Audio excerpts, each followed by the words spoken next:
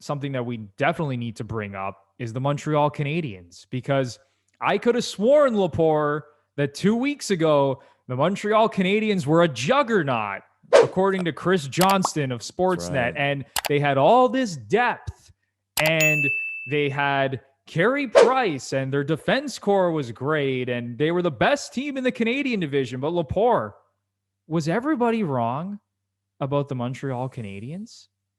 Oh, that's a good question, Bruno. I like it. Was everybody wrong about the Montreal Canadiens? I still think they're a really good team. I just think things are starting to even out now. They had some rough losses in the last week or so. Or it's not the week, they had the week off. In the last 2 weeks, I should say.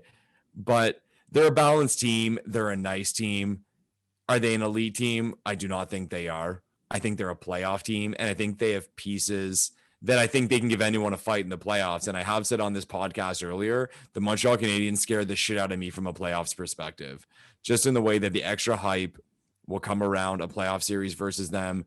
They have a goalie who can be the best goalie in the world, and they have the types of players who are all good enough just to fucking annoy you over a 7-game series. And I say that as a compliment. So were people wrong? I mean, it was a Canadian team doing very well, and everyone loves to hear about the Montreal Canadiens or Toronto Maple Leafs doing very well or doing poorly, because you're either going to love it or hate it, and you're going to respond to it.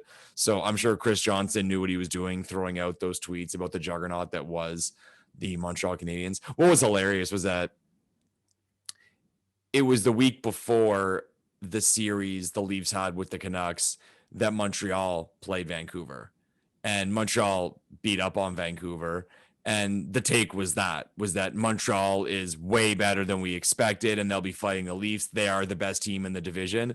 And then the Leafs beat up on Vancouver, and the take was, wow, the Canucks are shit. And it was like, oh, funny. funny how it was spun the other way when we happen to beat them.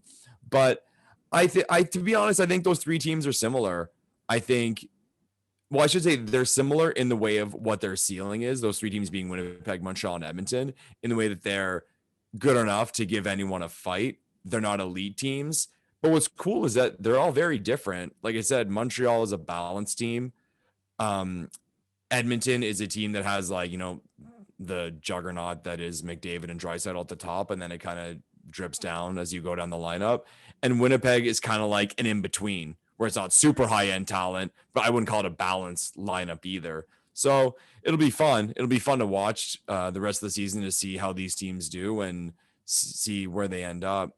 Speaking about the Montreal Canadiens, I think this is exactly what they are. I really do. And I heard about all the depth they have and how they can hit you with 4 lines.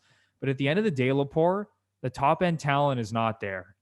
Tyler Toffoli on Saturday night officially became their leading scorer, passing Jeff Petrie. Scored again. Okay, so this is a team that had Jeff freaking Petrie leading the team in scoring for 2 to 3 weeks.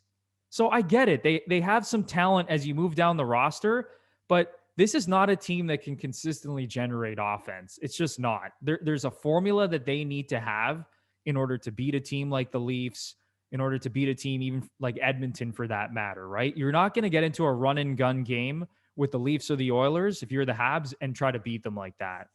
Let's have some fun right now today, going through those 3 teams.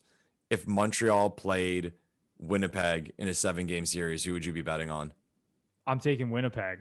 Edmonton? Oh man, I'm taking Edmonton. Okay. And wow. I know that. Wow, I love it.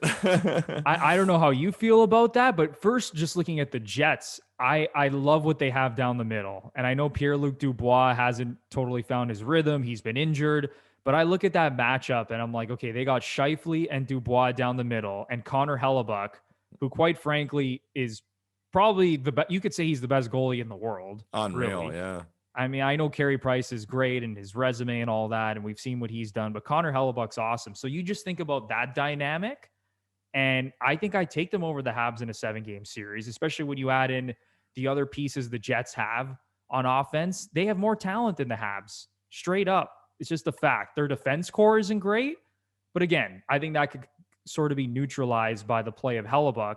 And then when you look at the Oilers, I think that series, Lepore, would be more of a toss-up, and Edmonton Montreal because it's such a clash of styles. That'd be an awesome series to And it's watch, like, do you think McDavid and Draisaitl could just take over? And I think it would be a really close, like 6 or 7 game series. But I don't know. What are your thoughts on that? If you had to match up the Habs with those two teams in a 7-game series? I would definitely pick the Jets over them. And that's not a shit on Montreal. That's a compliment to the Jets, really. Like, I think the Jets have what it takes to, I might say make a run, but they have that talent so they can beat you with that talent. Edmonton versus Montreal. That is a really tough one. Like, that one could go either way. Because, like, if Montreal neutralized Edmonton as best as they could, I wouldn't be shocked. But then if McDavid just ran all over Montreal, I wouldn't be shocked either. So I hate to agree with you, but I would say like 7-game series coin flip, and it'd be amazing to watch. Like, I'm not even going to take a side. I actually really do feel that way, that that's how it would play out. I wouldn't have a dog in the fight.